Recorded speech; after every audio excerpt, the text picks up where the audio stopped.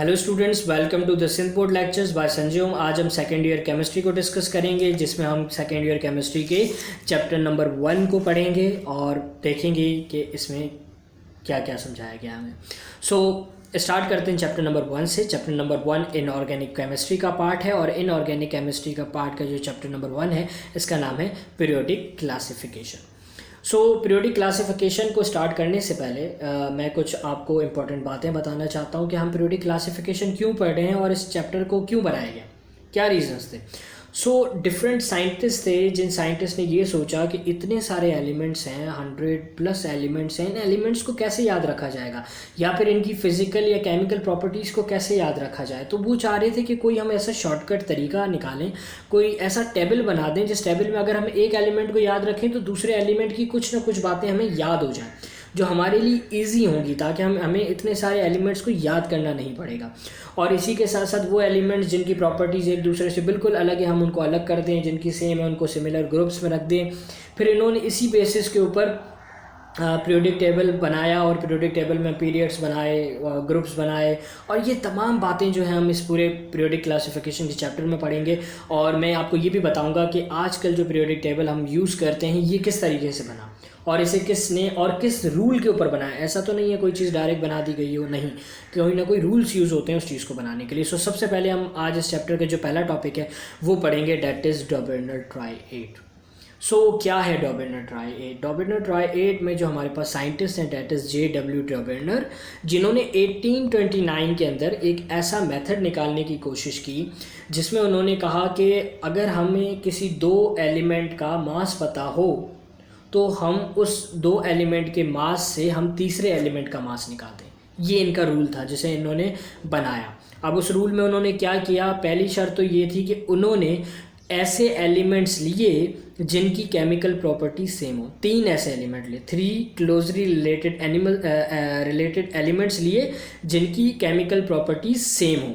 फिर उन्होंने क्या कहा, उन्होंने कहा कि उसके थ्रू अगर हम उन 3 में से 2 एलिमेंट्स के एटॉमिक मासेस को अर्थमेटिक मीन के थ्रू सॉल्व करेंगे तो हमें तीसरे एलिमेंट का एटॉमिक मास मालूम हो जाएगा। ये इनका एक पूरा लॉ था।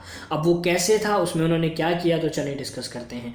अच्छा, सबसे पहली बात कि डॉबर्नर के लॉ को हम डॉबर्नर ट्राइएट क्यों कहते हैं? ट्राइएट इसलिए कहते हैं क्योंकि उन्होंने 3 एलिमेंट लिए थे, इसलिए ट्राइएट, ट्राई मीन्स 3।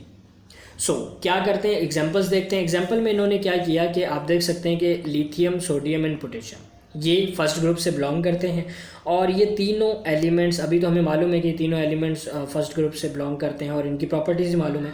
उस टाइम इन्होंने क्या किया कि 3 एलिमेंट्स लिए और इन्होंने एक मेथड निकाला, डेट इज़ अर्थमेटिक मीन। और अर्थमेटिक मीन आप मैट्रिक में पढ़ चुके होंगे, जो कि एक सिंपल सा मेथड है। क्या होता है इसमें, इन्होंने क्या किया कि 3 एलिमेंट लिए और इन 3 एलिमेंट को में से किसी एक एलिमेंट को उन्होंने, जो सेंटर वाला एलिमेंट था उसके मास को छोड़कर बाकी के 2 एलिमेंट के मासेस को प्लस किया, मतलब 7 एंड 39 को इन्होंने प्लस किया और इनको 2 से डिवाइड कर दिया। That is simple arithmetic mean, क्योंकि इन्होंने 2 लिए और 2 को 2 से डिवाइड कर दिया। जब डिवाइड किया जो आंसर आया वो थर्ड एलिमेंट का मास था।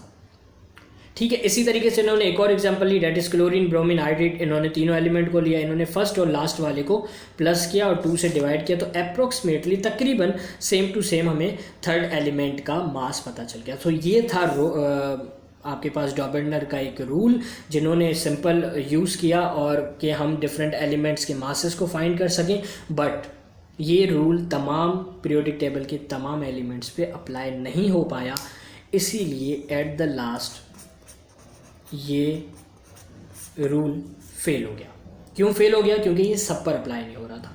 लेकिन आपको तो याद करना है, सिंध बोर्ड के एग्ज़ाम्स में जब पूछा जाएगा तो आप को मालूम होना चाहिए कि क्या हुआ था। और इसके बाद डिफरेंट साइंटिस्ट आए थे जिनके ऊपर मैं इंडिविजुअल वीडियोस बनाऊंगा कि उन्होंने क्या किया था। सिंपल डॉबर्नर लॉ ने एक अर्थमेटिक मीन बनाया था जिसमें उन्होंने 3 एलिमेंट्स को यूज़ कर उनमें से 2 एलिमेंट के मासेस को यूज़ किया था और तीसरे एलिमेंट के मास को निकाला था। और जो मेथड यूज़ किया था डेट इज़ अर्थमेटिक मीन। ये 2 एग्जाम्पल्स हैं जिनको आप इसी तरीके से अपने सिंध बोर्ड का जो एग्ज़ाम्स होगा उसके अंदर यूज़ कर सकते हैं। If you like my video, kindly subscribe my channel and like and share with your friends. And if you have any query, you can ask me on my WhatsApp number. Thank you.